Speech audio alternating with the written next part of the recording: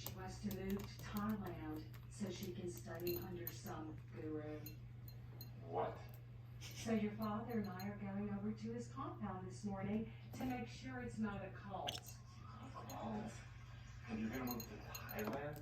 What do you care? Because you're my little sister. I don't want to see you wasting away your life.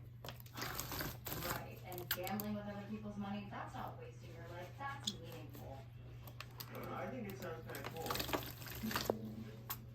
Like, sounds like it'd be a good experience. I mean, it's only a year.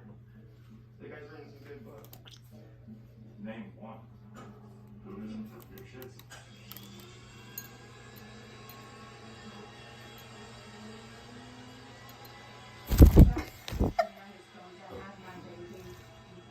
What are you doing?